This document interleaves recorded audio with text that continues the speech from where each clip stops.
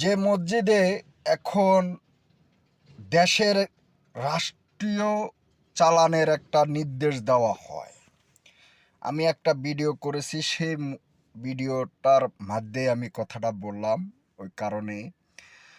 তা আপনারা রাজনীতি করেন, রাজনীতির জায়গায় আপনাদের রাজনীতি নিয়ে আমার কোনো ভেদাভেদ নাই, কিন্তু আমি কথাটা কইতে চাই।